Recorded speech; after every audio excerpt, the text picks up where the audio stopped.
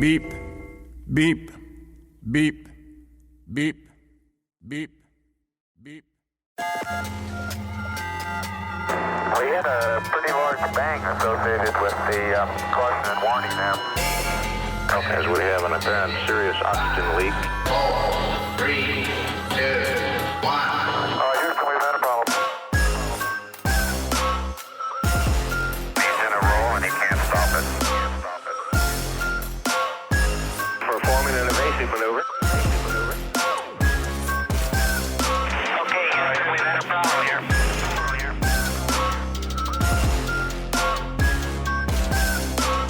I think we need to do a little more all-weather testing. Welcome to space.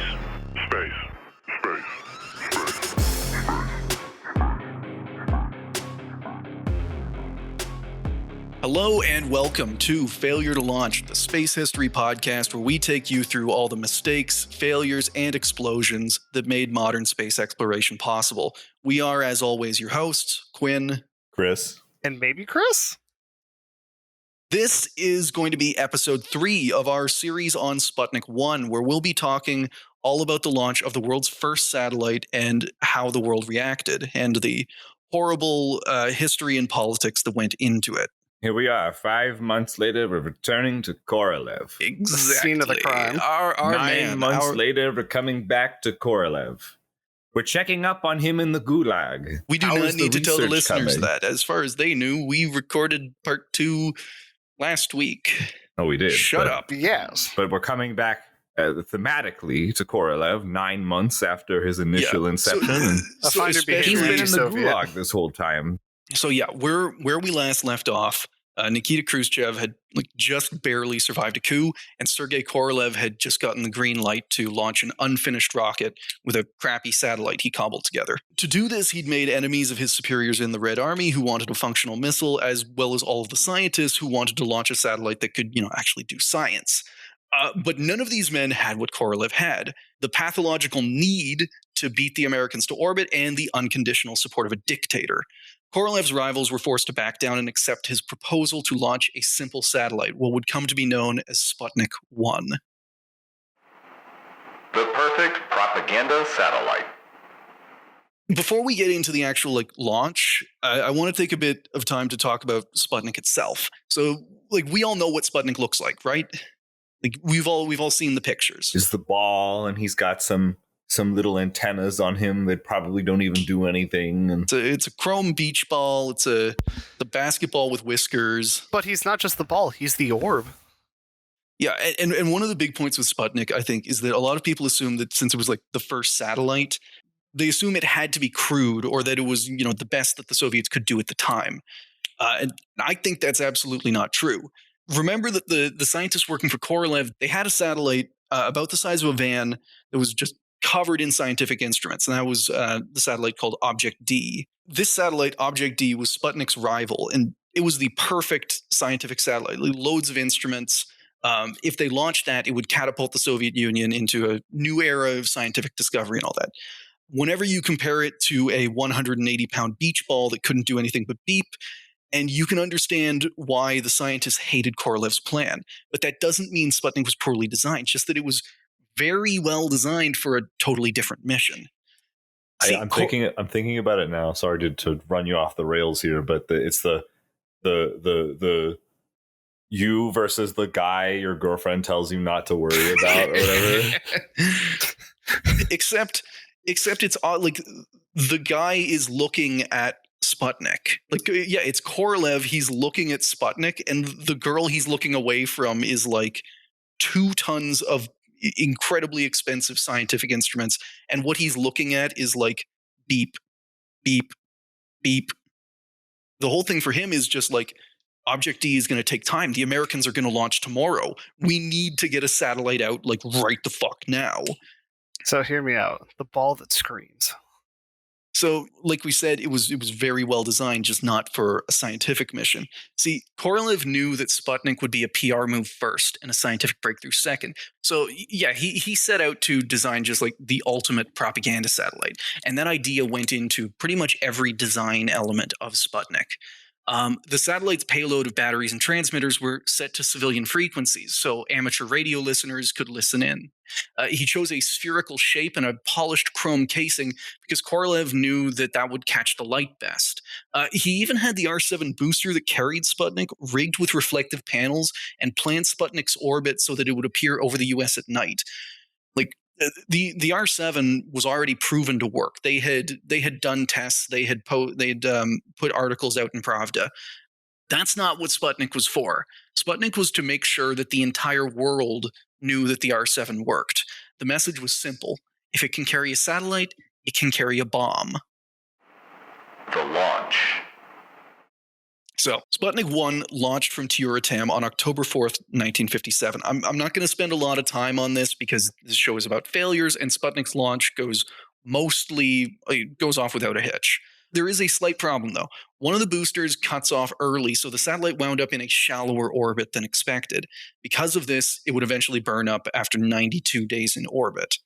Now, this didn't really matter to the Soviets because it only had enough battery to transmit for 30 days. But that is not the most interesting thing about Sputnik, because as we've already established, it was a propaganda satellite. And for this episode, we are going to talk about the impact Sputnik had on the public and how the world's governments reacted to it. And what better place to start than with the Soviet Union and Khrushchev? The Soviet reaction to Sputnik. Very surprisingly, it was actually the Soviets that had the slowest reaction to Sputnik, Khrushchev especially. You'd think that they would be the most ready to capitalize on this, but the Kremlin didn't care. There were a few reasons for this, namely that Soviet leaders didn't appreciate the value that a satellite could have, but mostly because Khrushchev was sort of busy at the time. I'm going to ask you a question based on what we've talked about in the last 2 episodes on Sputnik. Can you guess what Khrushchev was up to on the day that Sputnik launched? I mean, he has to be plotting to. Was he on the receiving or giving end of the coup at this point? Okay, The coup. yes, you're there. He was almost okay. He was almost on the receiving end of a coup, if that makes sense, and he was purging his enemies to prevent that coup. I'm feeling there's some air quotes around. I'm feeling there's some air quotes around enemies with this one. Okay, we will get to that because this time the quote-unquote threat to his power was one Georgy Zhukov, his defense minister. Yeah, this is the legendary badass Soviet general who took Berlin in World War II, accepted Germany's surrender, and crucially, he's the only reason Khrushchev is still in power. He helped me. He could kill me. Yes. Khrushchev watches Zhukov single-handedly prevent a coup and put him back in power, and he's so ungrateful that in his mind the only thing he thinks is like, this guy can topple the government just like that. He watches Zhukov just completely get rid of the entire top layer of the Soviet government. And Khrushchev also considered him a threat because of the massive hold he had over the Soviet military, not to mention his incredible popularity among the Soviet people. He was basically like Patton and Eisenhower all rolled into one. He was all those famous Allied generals. The Soviets just had Zhukov. He was that. He was like a rock star. Back in the days when it was still, what did you do? I was in the war. Yeah, what did I do in the war? I took Berlin. If you watch, have you guys ever seen the movie The Death of Stalin? No, it's on my list though. It is a very good movie, and yeah, the Zhukov character really comes into it there. To give you an idea, it's obviously not perfect and completely historical, but it gets him pretty good enough that it got banned in Russia. Wait, really? Yeah. Zhukov's daughter was like, this is defaming him, even though he's probably the coolest character in the movie. Anyway, yeah, so he's very popular with the Soviet people, and Khrushchev wonders whether the Soviet army is loyal more to Zhukov than to the government, kind of thing. And remember, this is also at the same time that Khrushchev was slashing the Red Army to pay for all of his social programs, something that did not endear him to army leadership.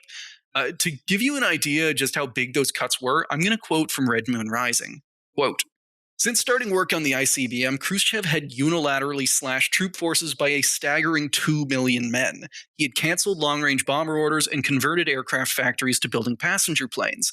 Military airfields had been turned over to civilian use under the expectation that rockets would soon arrive to protect the Soviet Union.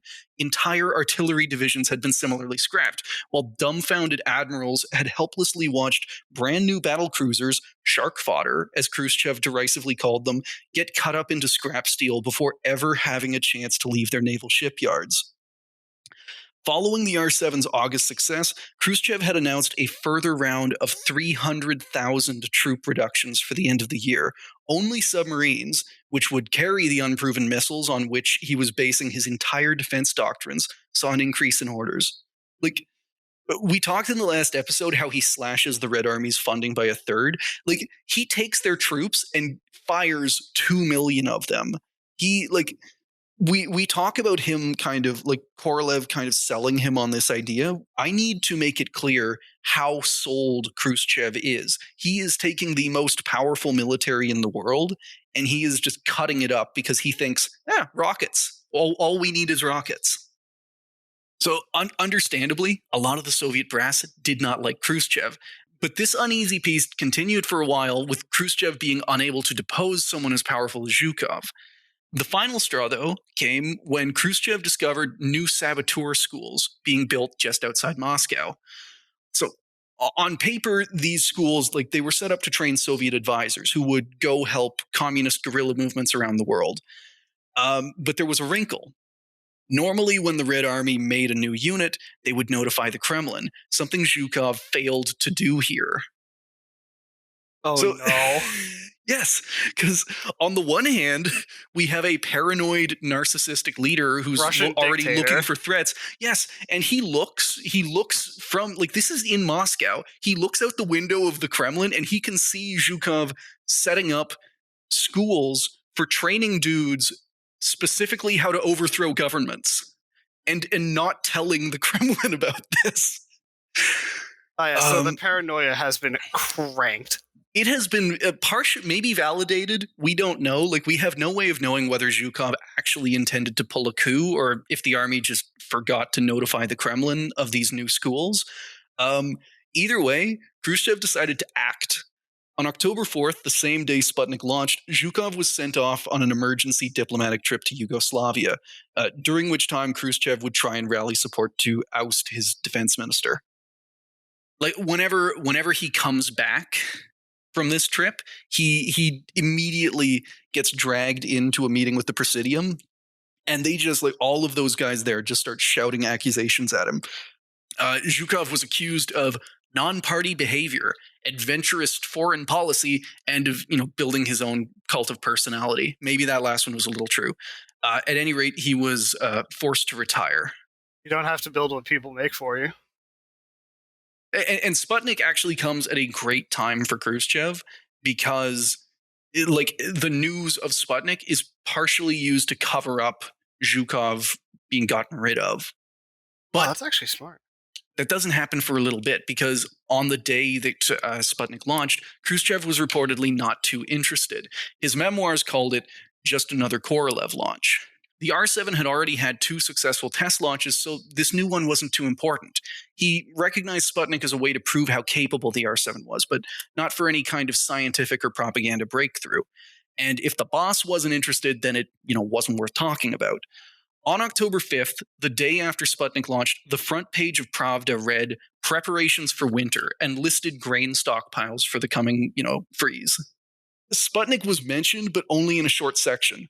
Quote, "On October 4th, 1957, this first satellite was successfully launched in the USSR. According to preliminary data, the carrier rocket has imparted to the satellite the required orbital velocity of about 8,000 meters per second. At the present time, the satellite is describing elliptical trajectories around the Earth, and its flight can be observed in the rays of the rising and setting sun with the aid of very simple optical instruments, binoculars, telescopes, etc." That's it. That is literally it. There's no cheering. There's no propaganda. This is buried deep in the this isn't front page either. This is deep in the newspaper. The front page is just hey, here's where you can find bread. Here's how you can live. Behold like, the chrome ball. It is superior. All they gave was just a quick technical brief about a thing that happened. That's it. Like a kid's science fair. Yeah. It's just like, yeah, we launched a satellite. Here is the orbital velocity it currently has. Like as far as the Kremlin was concerned, that was the end of it. Their new missile worked, and now no one could question that it worked because it had put a satellite in orbit. Even Korolev and his team didn't seem to register what Sputnik represented. They'd been working nonstop for months, and most were just happy to have a moment to relax, visit their families, and get the hell out of Tyuratam. Boris Chertok, one of the lead engineers on the R-7, said, "It was late.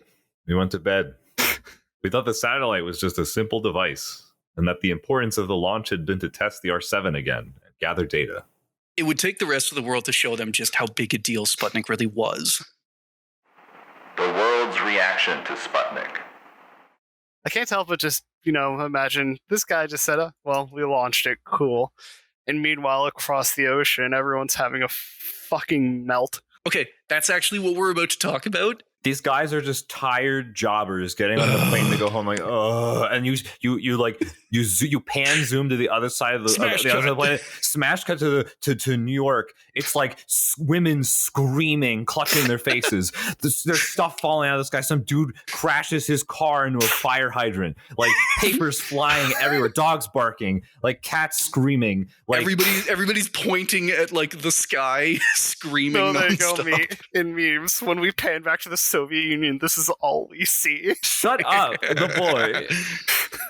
To understand the US and the world reaction, I think it's important, like the same way we did with the Soviet Union, to talk about the historical context and the political situation going around at the time. So in order to understand Sputnik, it's important to understand what's going on in the US in late 1957.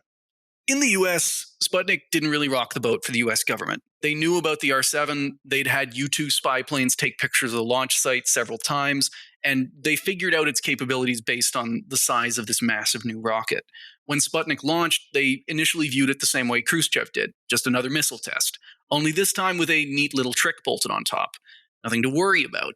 This blasé attitude flavored the government's response to the launch. From Red Moon Rising, quote, "He, Eisenhower, never took more than a skeleton staff to intrude on his privacy in Gettysburg, and that is perhaps one reason why there is no record from any White House aides as to how the president reacted when told that night that the Soviet Union had launched a satellite. What is known, according to space historian Paul Dixon, is that the next morning the president of the United States played golf for the 5th time that week. In Eisenhower's absence, it was John Foster Dulles who drafted the official White House response to Sputnik. The launch was an event of considerable technical and scientific importance, Dulles allowed in an October 5th statement. However, that importance should not be exaggerated. What has happened involves no basic discovery, and the value of a satellite to mankind will for a long time be highly problematical.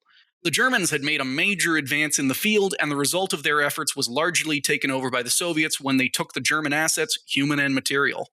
So, do you see what he's doing there? It sounds like a little bit of you're not the only ones who paper clipped. Those godless commies took in those godless Nazi scientists. The ones we were trying to poach. The official American response was to accuse the Soviets of copying American designs and using former Nazi scientists, while those exact scientists were working in Texas, not Kazakhstan. But that was the official tone of the US government, and as far as they were concerned, that was that.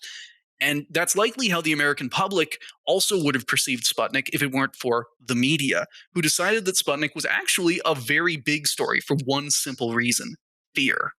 Oh, we all know how well that sells. Yes. And the American government, they viewed it in kind of military terms, and they knew that their invincibility would not last and that the Soviet Union would eventually develop some kind of weapon that could strike the US.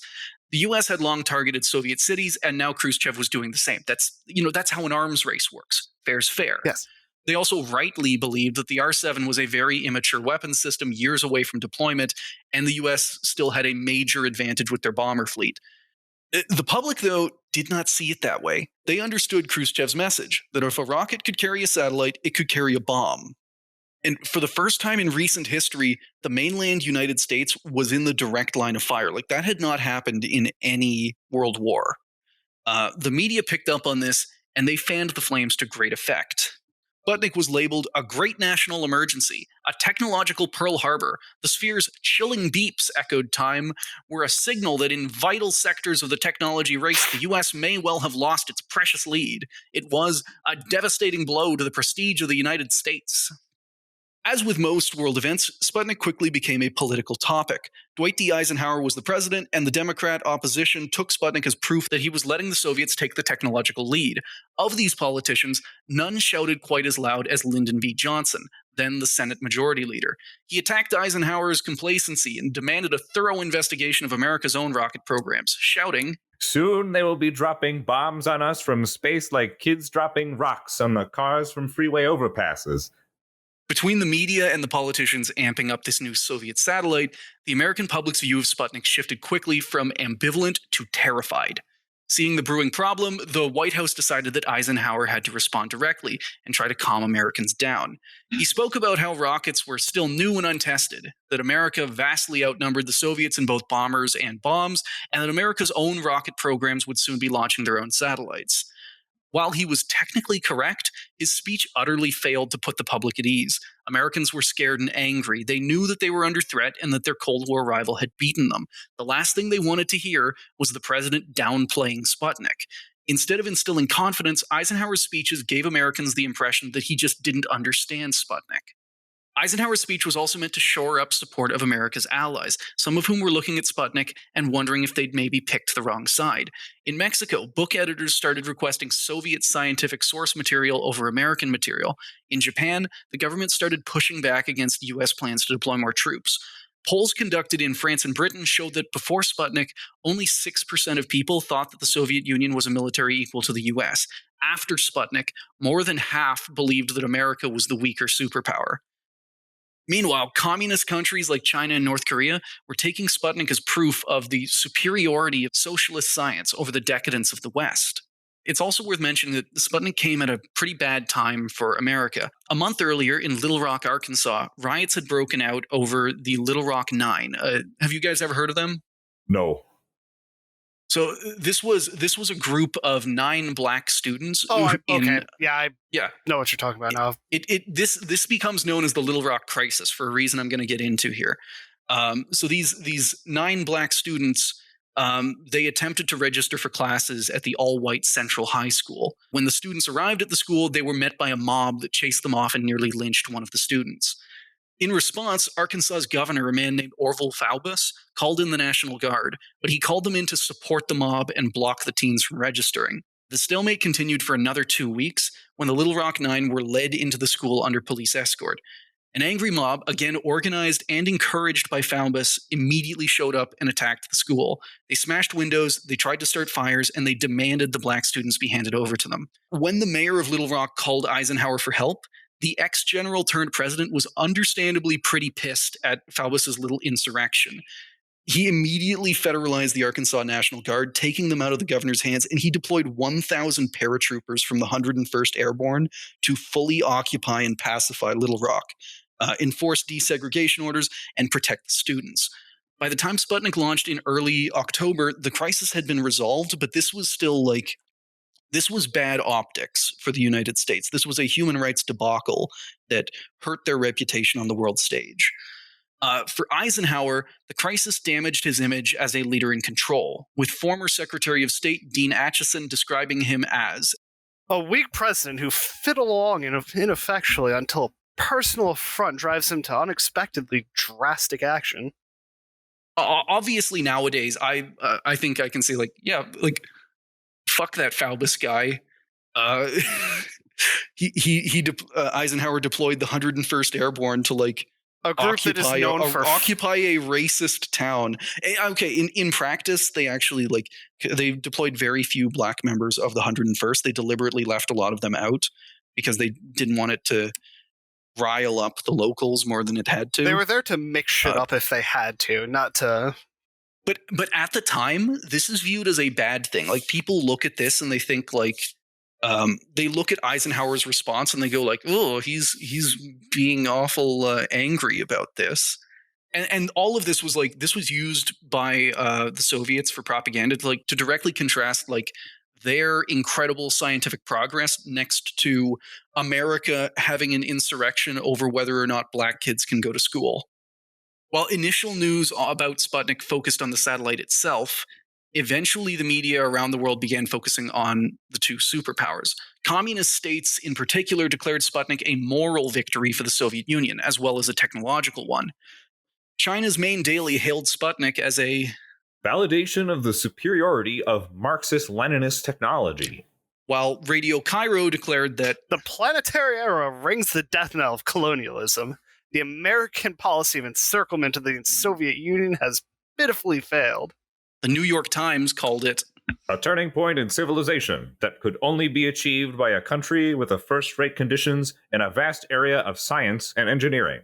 While France's Le Figaro commented on the dissolution and bitter reflections of the Americans who have little experience with humiliation in the technical domain. Finally, The Guardian wrote, it demands a psychological adjustment on our part towards Soviet society, Soviet military capabilities, and perhaps, most of all, to the relationship of the world to what is beyond. The Russians can now build ballistic missiles capable of striking any chosen target anywhere in the world. Clearly, they have established a great lead in missile technology.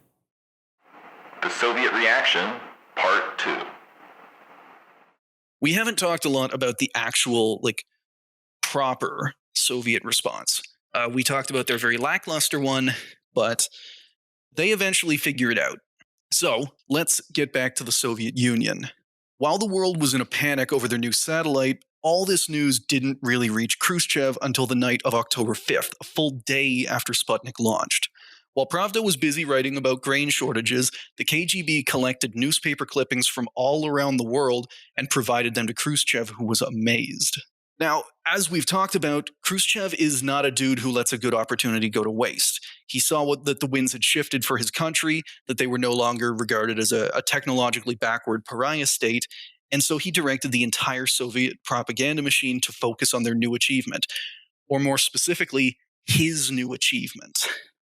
Khrushchev ordered poems written about Sputnik's incredible leap forward and published timetables in every major city showing exactly when Sputnik would pass overhead so, average citizens could go out and watch. Moscow was plastered in banners reading "First in Space," and factories started churning out these little metal pins for Soviets to wear. At the same time, photos of the racism in Little Rock were distributed to drive home the difference between Soviet innovation and American oppression. I feel like you can draw an analog to today as well. I feel feel like that's still like a pro-Russian sentiment to have of oh well, we're not doing bad things right now.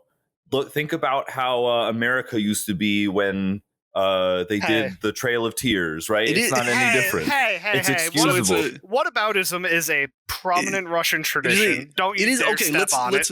It is very prominently used by the Russians, especially these days. Let's be fair in that everybody uses our forward-thinking and sophisticated crony capitalistic gangsterism versus the barbarity of homosexual America. The homosexual communist agenda. The globo homo needs to be countered at all times. Oh, God.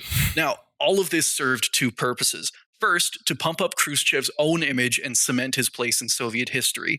Sputnik was his achievement, and he was solely responsible for making the Soviet Union into a superpower, at least according to the propaganda. To give you an idea of the egotism at play, I'm going to quote from Pravda. In his able proposals, there is evidence again and again of the great conviction in the triumph of Soviet rocket technology. He participates in the discussions of all the most vital experiments and directs the development of the major directions of technical progress in the country. Case in point, every single use of the word "he" in that quote is capitalized. Like they're talking about God or something. Yeah, they're God, Gagarin. Yeah. No, Khrushchev, what? Oh, at this point, Khrushchev. We're not quite at the Gagarin cult yet. So that was the first purpose. Pump up Khrushchev himself, make himself seem involved in all of this. Yes. The second was to instill some pride in the Soviet people. They were not ignorant of the world, and they knew how they were viewed. They knew that other countries had luxuries they didn't. But with Sputnik, they finally had something that no one else did. Ordinary Soviets, who days earlier had neither heard of nor cared about satellites, were suddenly space converts, overwhelmed with national pride and a newfound sense of security and superiority. So this is like... wait a second. Yeah, and this isn't. I don't necessarily view this one as a bad thing. You know, this is like... Not saying it is at all. They suddenly have something big to be proud of, you know? And not just, our big military will roll over you kind of thing. Like, this is the Soviets, their system that, maybe it doesn't produce the best cars or the best luxury goods, has done something that no one else in the world has, and has like not just pushed science, like unquestionably pushed human progress as a species forward by a huge step. And propaganda starts running with this. So like Soviet people, it's like we saw with the Gagarin posters. A big theme is your sacrifice and your work, however small or insignificant it may feel, is going into the big Soviet project. And that big Soviet project just puts Sputnik in orbit. So here's a pin. So here's a pin. Wear it on your lapel right now. The legacy of Sputnik 1. And that's about where we can leave it, I think. Sputnik, the world's first satellite, was a comedy of errors. It was built by men who hated each other and got the job only by lying to a naive leader. That same leader used it as a tool to preserve his power and remove his rivals. The story involved 3 rebellions in Warsaw Pact countries and 2 coup attempts in the Soviet Union. The satellite had no scientific instruments, controls, or anything other than batteries and transmitters. The rocket it rode to orbit proved to be a failure as a missile, useful only for launching other spacecraft, something it still does today. The man who headed the project became a space legend, but ruined his marriage and his already fragile health. But Sputnik did something that a nuclear warhead couldn't. It terrified a superpower, it turned the Soviet Union into a superpower, and it kicked off the space race. Everyone summarily shat their pants. And honestly, the craziest part about that is how outsized the response was. It might not seem outsized, just initially. Do you mean from the world, or specifically from the USA? Because as we were talking about, in the Soviet countries, it didn't really provoke too much. It's obviously a great achievement, but blinky ball go whoosh around the world. Meanwhile, across the fucking ocean, everyone was losing their damn mind. We also need to point out that, like, at first, it didn't provoke a big response inside the Soviet Union. Like, once they realize how big of a win that they have, once Khrushchev actually knows, weaponized it. Oh, this is big. Like, there are pictures. It'll be on the video right now. Red Square has these huge, like, they put up a huge model of a globe, and they have all these, it's like fully like motorized. They have these Sputniks orbiting around it in a cloud. Everybody there, like we said in Moscow, everybody's wearing these pins. They put up these huge banners, like first in space, emblazoned across buildings. Like, it goes, and that's the day after Sputnik launches. Like, it goes from 0 to 100 very quickly in the Soviet Union. And from that point forward, Sputnik, it doesn't just feature heavily in propaganda. It becomes like a leitmotif, like a theme that shows up repeatedly, that is used synonymously with Soviet victory. I know we've mentioned this before, but the fact that it passed into lexicon as a Sputnik moment. Yeah. If you want to look at any sign of how big that was, that sentence right there. Can I roll this back to the celebration day? You said that was the day after the launch? Yes. Yeah. I love the idea that this entire program that up until this point is basically just convenient accidents of choice. And then the day of the victory is just like, oh yeah, like this thing that we didn't think was going to be such a big deal is this big a deal. Hey guys, get those painters out and paint on the buildings. Yes. It's like the ability of a dictatorship to make people do things. Like Khrushchev was just to respond on a dime, to mass produce the needed, these little are they little Sputnik pins? You said, like, Yeah, the little Sputnik pins, and they're painting on the buildings, and they build this machinery. Just like, you know, it's like you have 8 hours to do this. Like he just woke up in the middle of the night and just ordered. Yeah, build. you have 8 hours to do this. We're doing this parade at 8 a.m. Yeah, so that is the end of our 3-part series on Sputnik, on the whole story of it. How it passed into history and lexicon. Next time, though, I think we're going to be talking about Laika and the Soviet dog launches. Now, I do want to eventually break out of the kind of chronological order of things. This one, talking about Laika, though, I feel it's very important because it ties off, like, it follows directly from Sputnik. And we're going to go over why in the next episode of Failure to Launch.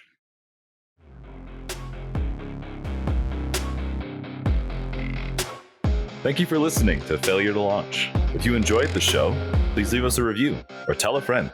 Everything helps. If you want to follow us, contact us, or suggest a topic, you can email us at launchfailurepodcast@gmail.com.